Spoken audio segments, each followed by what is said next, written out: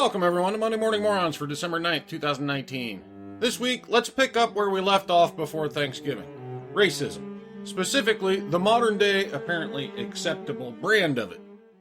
UW fellow to students. Don't bring too many white students around. Now, this is exactly the kind of language and thought you should expect from people when you insist on teaching them that racism isn't racism if your target is white people. This is where your power plus privilege definition takes you. You get to be a racist piece of shit, and everyone applauds your bravery. A University of Wisconsin-Madison housing fellow at the school's Multicultural Learning Center has been placed on paid leave after telling students to limit the number of white people they invite to the dorm. Paid leave. Remember that for later. Chu-Fang Yang, who is also a junior at UW-Madison and prefers plural pronouns like they, them, theirs, reportedly said, "Don't bring too many white students around" to Witt Residence Hall, the site of MLC. Yang told the local NBC affiliate that discussing race and having uncomfortable conversations was part of the role of a fellow in the MLC. But only if those conversations are uncomfortable for the right people, right? I mean, just going out on a limb here and betting my life savings that you would be singing an entirely different tune if someone said, "Don't bring too many Asian students around," wouldn't you? And I'm pretty sure this would have been a front page national headlines media shitstorm if someone had said, "Don't bring too many black students around." It's not to say white students are not allowed here, Yang said, but it's just to say, let's make sure we're protecting the intentionality of the space. And the intentionality of the space is what exactly? To discriminate against white people? Meredith McClone, Director of News and Media Relations at UW-Madison, told Campus Reform that complaints of discrimination were made to the school, which the university is now investigating and addressing. She also confirmed to Campus Reform that students in the MLC were told to limit who they invite to visit based on race. McClone added that this behavior was not appropriate and that actions are being taken to investigate the matter. Residents have the right to invite whatever visitors they wish, regardless of their background or identity, McClone said. "We have taken the appropriate action to address this and to ensure that the MLC provides a supportive environment to students. Due to federal laws protecting student privacy, there are limits to what the university can say publicly." We'll get to the response next, so I'm going to skip that for now. But I'm betting you can already guess what happened. Some students, including Yang, seemed to lament the university response and alleged it only occurred because it was white students who complained. For so long, students of color on this campus have been begging and complaining and emailing and rioting and protesting for their needs to be met, and yet for some reason, when 5 to 6 white students complain, all of a sudden, it results in a person of color being removed from the space, Yang said.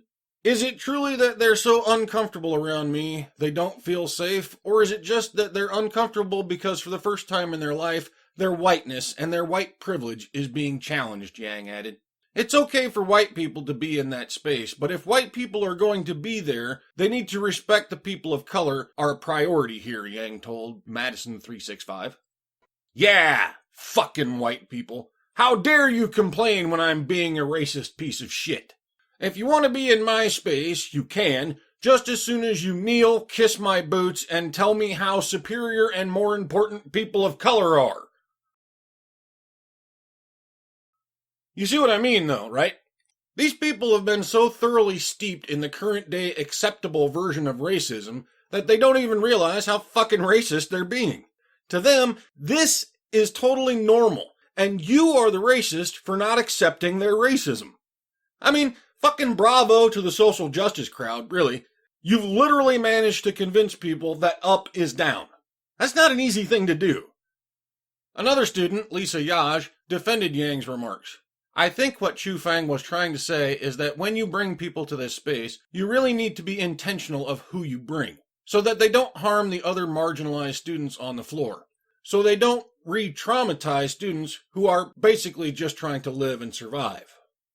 Because the mere presence of white people anywhere near your racist ass is traumatizing some unspecified people."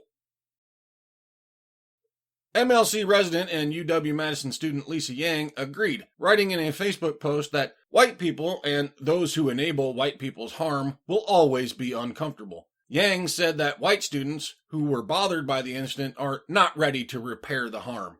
We cannot let freshmen of color go through this re-traumatization because white students are not ready to be held accountable, Yang wrote in her post. And on it goes with racist ranting. White people need to do and say and feel exactly the way I tell them to because I'm the oppressed one here, damn it.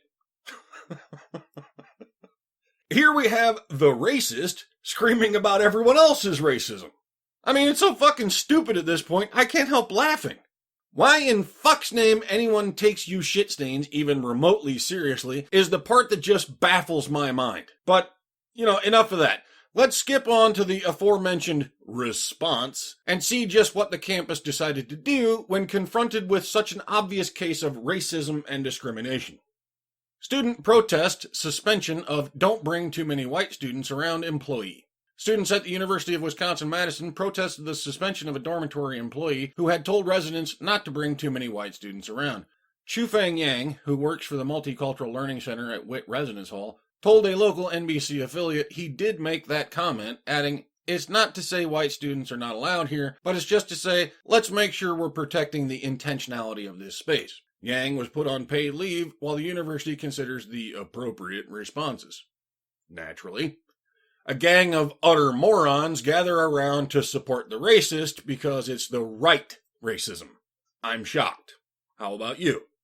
According to the Badger Herald, Yang supporters took to the university housing office on Monday with placards stating UW exploits its staff of color and we don't need your fake allyship. Allyship. That's 2 words, is it? Remember, folks, these are college students. The educated people who know more than you. And demanded Yang to be treated fairly. Yes, absolutely. I agree 100%. Treat him fairly. Do exactly the same thing you would do if he were a white racist piece of shit. As in, fired, reprimanded, possibly even expelled. Just a hunch, but I'm betting that's not what you mean by fairly, though, is it? They also allege the university doesn't want minority students to feel like their bodies or their feelings matter. Yang, they said, had provided a safe space for students of color. At the exclusion of white people, i.e. the very fucking definition of racism, you stupid, stupid, stupid, stupid dumbasses. Hell, that even fits your own dumbass conveniently crafted definition of racism. He has a position of power from which to use the institution to exclude white people. So even by your unnecessarily complicated crap, he's being racist. As might be expected, the activists also put forth several demands, which they read aloud to Director of Housing Operations Jeff Novak. Naturally. Acknowledge that Chufeng Yang had to work 20-plus hours a week due to the MLC's lack of coordinator. Irrelevant. He was on a paid leave, so he's already gotten paid anyway. Back pay Chufeng Yang those extra hours they worked and kept track of. And already got paid for. A formal apology to the residents of MLC and others affected for prioritizing white feelings over POC safety. Apologize to the racists for not accepting our feelings are more important than your equal rights. Sure. I'll get right on that one. For UW to delegate more resources to MLC to support students of color. And give us more free shit for the inconvenience of having to remind you that we can be as racist as we want.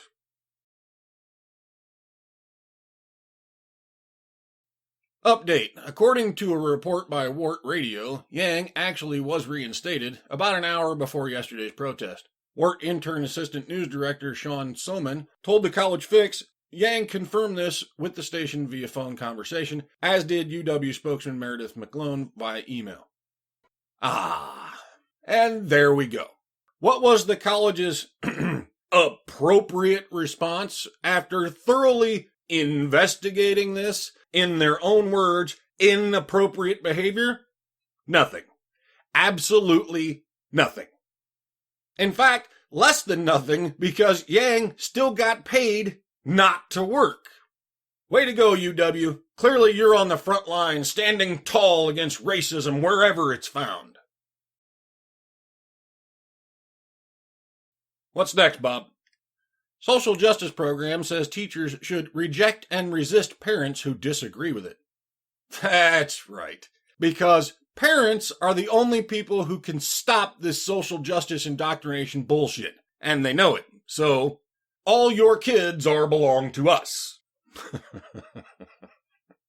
A social justice schooling program meant to train teachers in eliminating racial disparities between students also instructs them how to treat individuals who disagree with the program's ideas, ordering them to explicitly reject and resist parents and other outsiders who take issue with the curriculum's content. A spokesperson for the company refused to directly address this mandate even after being asked about it multiple times. Like good little lemmings. Do not listen or engage with anyone that disagrees with our programming. You risk having to rationalize the nonsensical, contradictory bullshit we keep telling you to people with more than 2 functioning brain cells, and that's not going to go well, so just avoid those nasty, thinkers. The program, called Deep Equity, is offered by Corwin Press, a subsidiary of Sage. According to its website, the program was developed by Gary Howard, a self-proclaimed civil rights activist with experience in social justice, equity, education, and diversity. Reached via email, a Corwin spokesperson said the program examines the diversity of schools across many dimensions: race, gender, class, language, sexual orientation, faith, ability, and more, from both a historical and lived experience. It is based on the belief that the causes of educational disparities are many and complex. They are not merely based on race, but tied to a range of differences and challenges students and teachers bring to school. The official added, writing that the program provides teachers with a fluid and holistic way of understanding cultural lenses and avoiding placing fixed identity markers on anyone. That is a whole lot of words, but you didn't fool me. You just said absolutely nothing. That was nothing but postmodern, deconstructed woo, to borrow a word from Dr. Randomercam. In addition to its extensive material on social justice, the Deep Equity program also urges participants to align against anyone who objects to the program's claims about race and racism. A series of slides associated with Deep Equity, available on Corwin's website, makes this dictate unambiguous. As leaders for systemic equity, we must explicitly reject and resist any attempts by anyone in our school district or in the larger community who claims that educational disparities are caused only by poverty. Inequalities based on race are real. Race denial perpetuates the problem, one slide says. So, according to you, disparity in education outcomes is solely the result of race. That sounds pretty fucking racist, don't you think?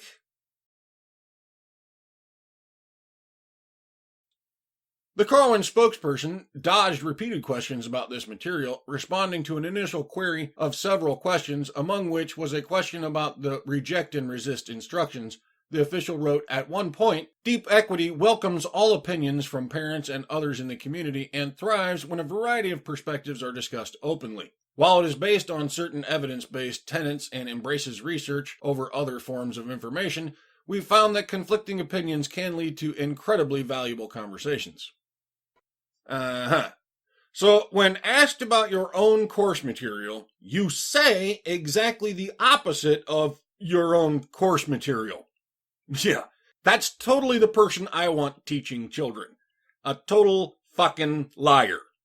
You see what I mean, though? The racists are the ones running around screaming that everyone else is a racist. Why? Because it makes them feel better about being vile, despicable, disgusting people. Don't fall for it, folks. And most importantly, don't let your kids fall for it either. You don't have to stop thinking just because some snotty, college-educated, racist piece of shit tells you to, and you don't have to swallow their contradictory rhetorical bullshit. They use this flowering, meaningless rhetoric because they think they can confuse you with big words. They think you can't argue with them if you don't understand what they said. They think they're smarter than you. They aren't. They just use a marginally extended, and in some cases entirely made up vocabulary to talk complete shit. All right, Bob, give us toxic time before I spend all day bitching about this lunacy. Brought to us by Gopher's World again? Seriously, Bob, do you even read the news anymore, or am I paying you for nothing? You know what? Never mind. Don't answer that. I suspect the answer will just piss me off, and we need to finish the show first. Pennsylvania mom charged with murder in hanging deaths of her 2 children. Pennsylvania prosecutors investigating the hanging deaths of a 4-year-old girl and an 8-year-old brother have charged their mother with murder in their deaths. Police had reported the children of 36-year-old Lisa Snyder, Connor, and Brinley had been found hanged with a dog leash in the basement of their Albany Township home on September 23rd. Snyder had suggested to a 911 dispatcher that Connor was suicidal because of bullying and took Brittany with him because he didn't want to go alone. Snyder's arrest was announced Monday by Berks County prosecutors. She was arrested at her home. This was a horrific, tragic incident, District Attorney John Adams told a news conference Fox 32 reported. Snyder was also charged with child endangerment and having sex with a dog. Well, that took a rather bizarre twist. Murder, child endangerment, fucking a dog. One of these things is not like the other. The paper quoted Adams as telling reporters 8-year-olds, generally that I'm aware of, do not commit suicide, so of course we had questions almost immediately. I'm kind of curious if that's actually a fact or just a gut feeling. I mean, I don't know of any, but then it's not like I know a hell of a lot of 8-year-olds either, so my sample size is probably far too small to draw those kinds of conclusions. He said that Snyder never returned to the basement when paramedics worked to save her children after she called 911 to report finding Connor and Brinley hanging, the paper reported. I would agree that we all may think that a mother of children who are found hanging would make every effort possible to save them, Adams said. That was not done in this situation. Okay, so according to her, she found her kids hanging in the basement, ran upstairs to call 911, left them hanging while she waited for the ambulance to arrive, and then stayed upstairs while the paramedics attempted a rescue. I mean, not exactly a smoking gun. Everyone's different and reacts differently to stress. What seems odd to you and me may well be her normal reaction to a tragedy. Can't lock her up for being odd. The paper, citing court documents, reported that authorities said the children's deaths happened a day after Snyder searched "hanging yourself" on Google and visited a website detailing an effective way of hanging a person. Pure coincidence, I'm sure. The court papers also quoted authorities as saying that Snyder also conducted searches for "how long to die" from carbon monoxide and for "almost got away with it," a reference to a true crime television series on the cable channel Investigation Discovery, the paper reported. So she's a curious person who likes crime shows. There's no crime in that, is there? The person also cited an arrest affidavit, which stated that in the weeks leading up to the hangings, Snyder sent at least 3 explicit photos of herself engaging in sexual acts with a black and white dog to an individual who was not named. Yeah, I'm not touching that one. According to court records, Connor and Brinley were hanging approximately 3 feet apart from a single wired cable with plastic coating, Fox 32 reported. Investigators said the dog leash was purchased that morning and was wrapped around the main support beam of the basement, and 2 dining room chairs were knocked over next to the children, according to the station. The station quoted authorities as saying that a person who lived in Snyder's house rejected the notion that Connor was suicidal or had been bullied. Additionally, the station reported that officials said they spoke to numerous school officials, family members, and classmates and found no evidence of bullying. Yeah, that's circumstantial evidence at best. I mean, sure, you've got a mountain of it. More evidence here than I ever saw of Trump-Russia collusion, but still, #BelieveWomen. So unless she confesses, she's just another innocent didn't-do being oppressed by the toxic patriarchy. And of course, now it's too late, because even if she does confess now, we all know it's only because she was tortured by the Gestapo into admitting to a crime she didn't commit. Shut up, Bob. Give us something funny to wrap it up. UCLA's Storytelling for Social Justice pushes unsubstantiated, one-sided claims, critic says. A course at the University of California, Los Angeles is teaching students how to effectively tell stories to promote concepts of social justice to the larger community. I don't think you really need a special class for this. Social justice is nothing but storytelling. Mostly fiction. That's it for this week.